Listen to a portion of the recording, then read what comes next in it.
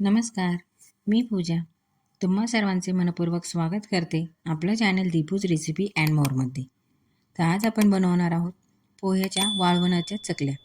या चकल्या वर्षभर टिकतात आणि अगदी साध्या सोप्या पद्धतीने तयार होतात. चवीला म्हणाल तर खूपच चविष्ट या चकल्या लागतात. चकल्या बनवण्यासाठी मी इथे अर्धा किलो पोहे मोजून घेतले. वाटीने मोजाल तर 5 वाट्या भरून हे पोहे मी इथे घेतले. हे पोहे आपण 2 पाण्याने स्वच्छ धुणार आहोत. पोहे धुताना पोहे चोळायचे नाहीये, फक्त त्यात भरपूर पाणी घालून ते पाणी ओतून द्यायचे, म्हणजे पोह्याची धूळ निघून जाईल.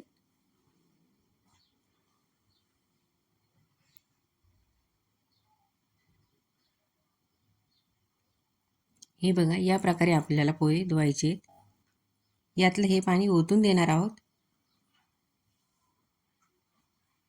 यात आता पोहे भिजतील इतपत पाणी घालून हे पोहे 15 ते 20 मिनिटासाठी भिजू देणार आहोत. हे बघा, अर्धासा इंच पोह्याच्या वरपर्यंत मी इथे पाणी ठेवलंय. आता 15 ते 20 मिनिटं आपण हे पोहे असेच भिजू देणार आहोत.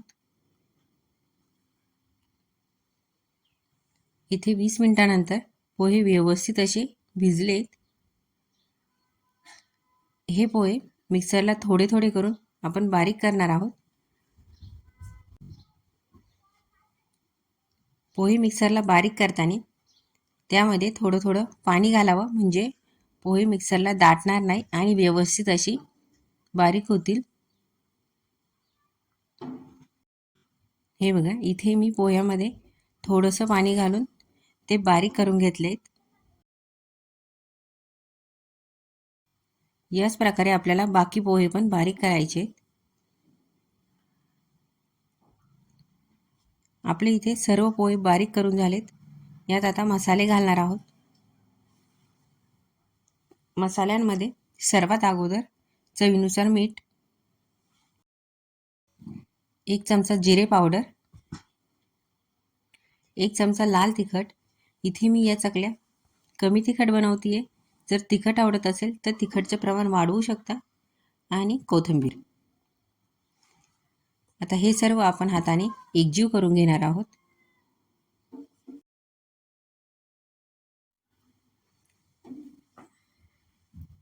या वाळवणाच्या चकल्या बनवताना आपल्याला यात पापड खारचा वापर नाही करायचा. या चकल्या अशाच खूप छान फुलतात आणि खुसखुशीत तयार होतात.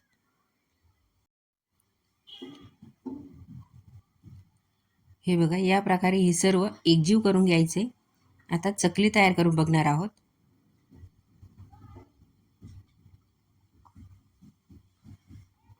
मी इथे चकली अगोदर तयार करून बघतीये.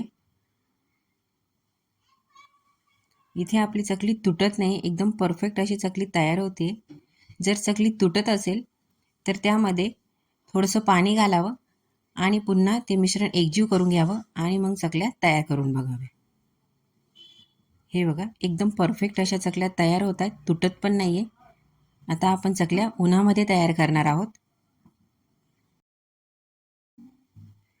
हे बघा, इथे आपल्या सर्व मिश्रणाच्या चकल्या तयार झाल्या आणि मी या चकल्या उन्हामध्ये सुकवल्या.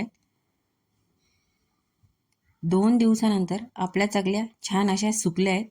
आता आपण तळून बघणार आहोत. इथे मी तेल अगोदरच गरम करत ठेवलं होतं. तेल चांगलं कडकडीत गरम झालंय. आता यात चकली सोडणार आहोत. हे बघा, आपल्या चकल्या किती छान अशा फुलल्या आहेत आणि दिसतानीच त्या दिसताय खुसखुशीत तयार झाल्या आहेत. चवीला म्हणाल तर या चकल्या खूपच छान लागतात.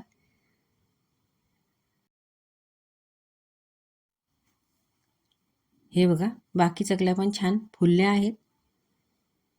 मुलांना मधल्या वेळेमध्ये खायला देण्यासाठी कमी मेहनतीत तयार होणाऱ्या या पोह्याच्या चकल्या एकदा नक्की बनवून बघा. कमी मेहनतीत आणि झटपट तयार होणाऱ्या या वाळवणाच्या चकल्या खूप छान लागतात.